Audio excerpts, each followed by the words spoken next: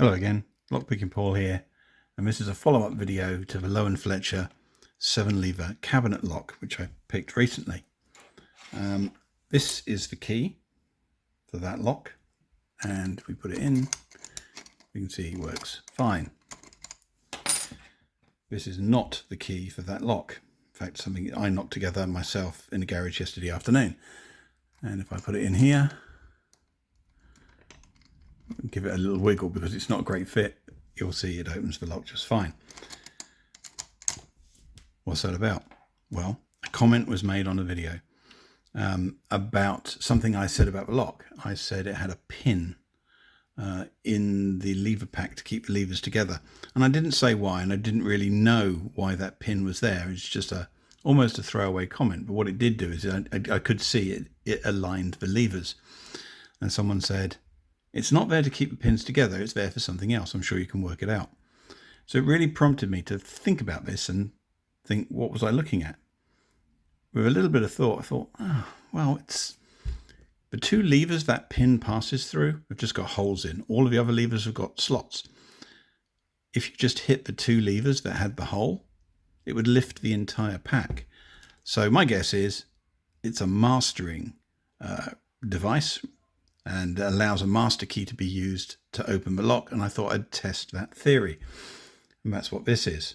This is got two lever bittings on it, specifically for levers 2 and 6, which are the two in here with just the hole in rather than the slot, and I'll show you that in a minute. And I thought I'd test the theory, will they open the lock? And yeah, of course they do. So there they are drawn on there, and this is the homemade key. Let me zoom in on that. You said optimistically, trying to get the zoom to work. Here we go.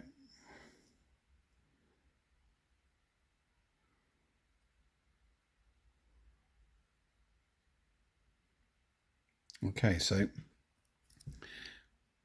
15 minutes with a Dremel, and I've got a master key. So let's have a look at how this works.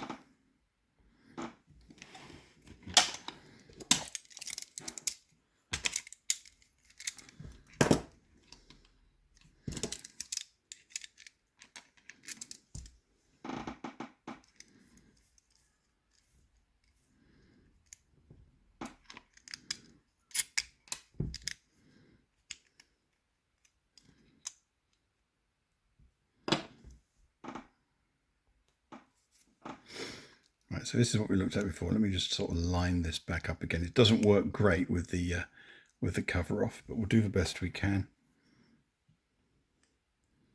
Hang on, I'm just going to put this key in. Right.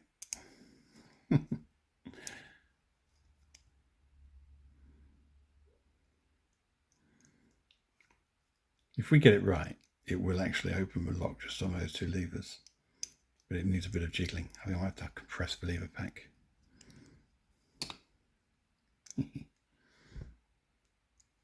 We'll see how we do. There we go. Just see those two pieces of bitting interacting with levers 2 and 6.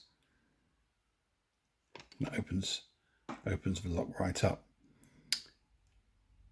And that's what that pin does. The pin does keep the lever pack together, but for the purposes of allowing mastering.